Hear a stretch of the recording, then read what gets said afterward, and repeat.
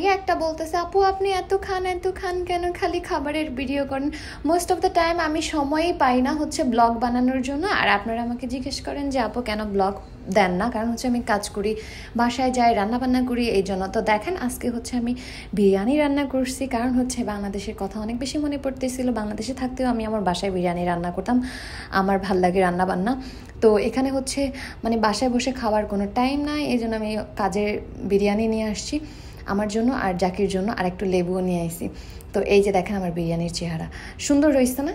কিন্তু হ্যাঁ, আমি বেশি একটা স্পাইসি দিইনি, মোটামুটি স্পাইসি দিছি, কারণ হচ্ছে এখন আমি কেন যেন স্পাইসি তেমন একটা খাইতে পারি না, একটু খাইলেই আমার নাকে মুখে উঠা যায়।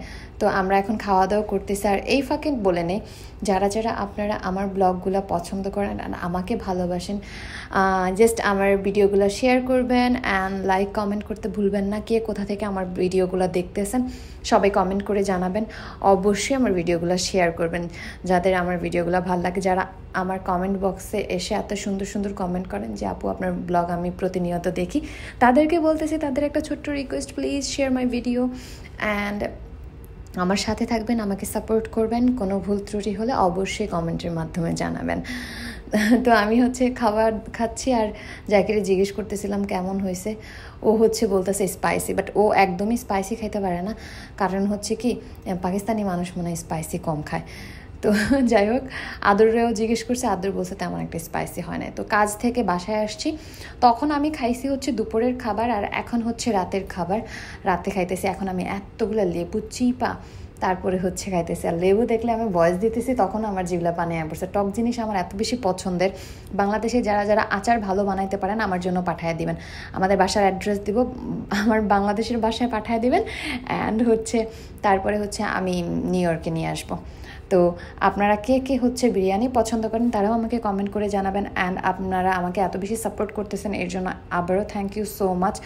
এভাবে আমার পাশে থাকবেন। অনেকেই জানতে চাচ্ছেন আমার চোখের অবস্থা কি হয়েছে। এই যে এখন দেখেন আস্তে আস্তে হচ্ছে কমে আসতেছে, আর এদিকে হচ্ছে একটা চাক্কার মতো হয়ে আছে, ওইটা কবে যাবে কিভাবে যাবে আমি বুঝতেছি না। সো আমার মতো পাগল কারা কারা আছে না? এখন রাত অলমোস্ট 1টা বেজে গেছে, হঠাৎ করে আমার ঘুম ভেঙে গেছে, আমার টক কিছু খাইতে ইচ্ছা করতেছে। বাংলাদেশে থাকতে হচ্ছে আমাদের বাসায় অনেক পদের আচার থাকতোই, কারণ আমিও আমের আচার বানাইতে পছন্দ করতাম, আমার আমের আচার পছন্দ।